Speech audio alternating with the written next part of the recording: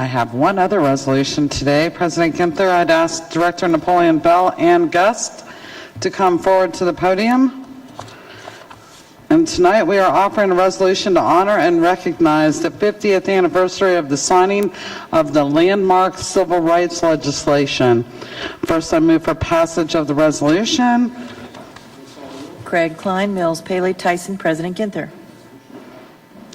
Thank you, Director Bell. Please share with us and Council any comments you have prepared for this occasion. Thank you so much, Councilmember Paley. Come over here, too.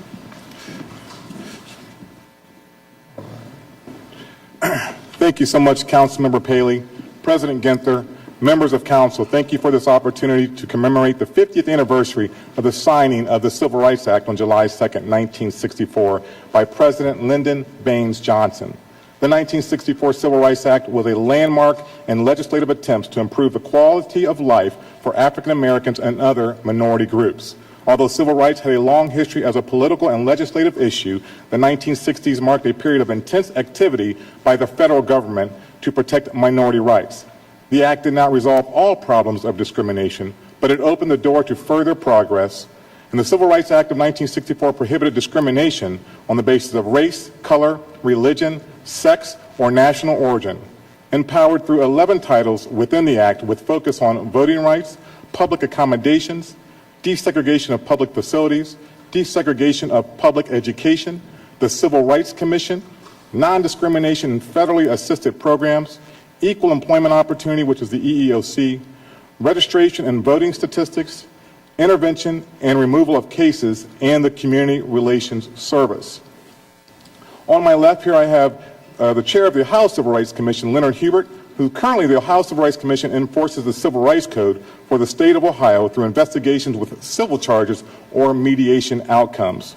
On my right, I have the Vice Chair, Aaron Riley, of our Columbus Community Relations Commission, which we enforce the Civil Rights Code for the City of Columbus through investigations with criminal charges or mediation outcomes. We enforce anti-discrimination laws for the following protected classes: age, race, religion, sex, sexual orientation, gender identity or expression, national origin, ancestry, color, disability, familial status, and active military status in the areas of housing, employment, and of public accommodations. We have come a long way, but the pursuit of equality clearly is not over. The pursuit also continues for those discriminated against for being from the LGBT community or for our refugee and immigrant brothers and sisters coming to this country for a better life to raise their families. With the continued chipping away and assault on civil and human rights, whether it be through gerrymandering or recent court cases such as in 2013, a key provision of the Voting Rights Act of 1965 was struck down as unconstitutional, but we continue the pursuit. 50 years ago, it was not so long ago, or was it? As generations pass with time, so does our memory of what our brothers and sisters of many backgrounds, ethnicities, religions, and ages came together, marched together, thousands were beaten and jailed together, and also countless numbers died to allow me and others to stand up for equal rights. So we collaborated, though, with the Friends of the CRC, chaired by Joel Diaz, on the annual Civil Rights Heritage Tour. We take a bus of 50 people of all ages, who I call today's Freedom Riders, to Cincinnati's Freedom Center, and then to Atlanta's Martin Luther King Center, and then to Tuskegee, Selma, Montgomery, Birmingham, and ending at the Lorraine Motel in Memphis, Tennessee. We do this so that we pass down the memory and the impact of the movement to our young people and re-energize those still in the trenches, whether it be in the courtroom or in the classroom. At the end of our tour, it is very evident that we cannot take for granted the strides that have been made in the pursuit of equality, and also to understand and grasp that each person's responsibility to stand up for equal rights for all people. As the Reverend Dr. Martin Luther King said, our lives begin to end the day we became silent about things that matter. Members of council, you see before you the freedom riders of previous tours, and also those whose mission it is to protect and advocate for civil and human rights for all people here in the city of Columbus and beyond. It is not a job. It is not a hobby. At the heart of it is the true essence of who they are. So at this time, I'd like to have the Vice Chair of the Columbus Community Relations Commission, Aaron Riley, if you could say just a few words. Thank you, Director Bell, President Ginther, and other council members. I'm not going to take a long period of time, but I just want to say how much this means to me personally as an African American that grew up in the 60s in Memphis, Tennessee, where King was assassinated, unfortunately. I moved to Columbus in 1997, and to move here to a very welcoming, very inclusive, and very loving city. And as a member of the LGBT community, knowing that I am protected, so to speak, that I just can't be fired for being gay, or I can't be fired for being black, or I can't be fired for being an atheist or whatever, that I'm protected, that no matter how I believe, what my skin color is, what my sexual orientation is, I have the right and the responsibility to hold down a job, hopefully pay taxes and buy a home, and just be a good citizen, and hopefully live that dream in a 21st class city such as Columbus. So it gives me great pleasure to be on the Community Relations Commission, to have continue to fight for these civil rights. And 50 years, we've come a long way, but we've got a long way to go.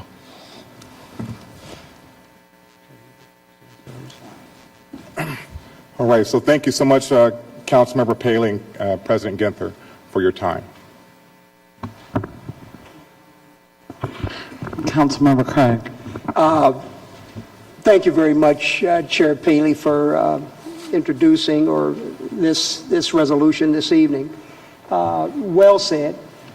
I want to certainly acknowledge the leadership of the Director Hubert and certainly Director Bell and all of the freedom riders. I don't think anybody we all need to take this seriously. I'm from that generation, and I was thinking about Schwerner, Cheney, and Goodman, who died taking that freedom ride so that we would enjoy the kinds of freedoms that we enjoy today. So it is very serious. We paid a heavy price for this, and you're absolutely right. It does continue, because where anyone suffers, everybody suffers. Dr. King said, "I can never be all that I can be until you what you all you ought to be." And so I do appreciate you taking that ride, taking that journey. It matters what we do and how we treat our neighbor. And so I want to personally thank you for acknowledging that. We have much work to do, but this certainly was the precursor in terms of the legislative initiatives that we all enjoy today. And thank you very much for being here. Councilmember Tyson.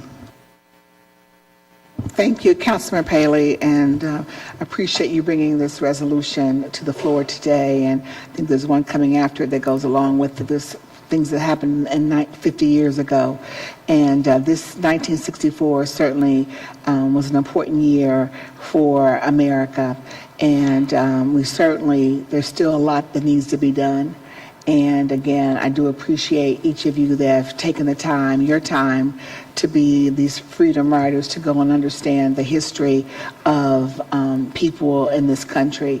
And again, there's still a lot of work to be done, but collectively, it's great to see the diversity of everyone standing here today, because we all have to work together to ensure that all of us have the opportunity to have the quality of life that we are supposed to have. So I appreciate what you've been doing, and keep up the good work. And we all have to be in this fight together to ensure that everyone has an opportunity to be able to, again, live their lives to their fullest and not to be discriminated against for any reason. So thank you for being here this evening, and continue to make sure everyone understands how important this is to us and our city and to this country. Thank you.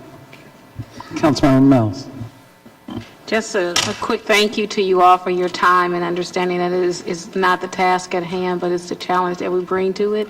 And challenging and asking the question is half the battle. And I want to say that just today, when I was speaking to the Go League group, the Girl Scouts of Ohio's Heartland. One of the young ladies asked me, had I faced any prejudice or discrimination? And in 2014, when the question is still raised, that gives us yet another chance to continue to educate and inform. And so there's still much more work to be done, a lot that has been accomplished, but I'm glad that some people, our young people, are asking the question and taking the time to learn, and so providing historical context, but also understanding that there's still work to be done and it still exists gives us a chance to continue to educate folks. So I want to say thank you for your time and energy that you put into making our city even better than it can be, and we appreciate your sense of obligation and commitment. Thank you very much. Thank you, Director Bell, the Community Relations Commission, and our guests here at City Council. Thank you, Councilman Paley.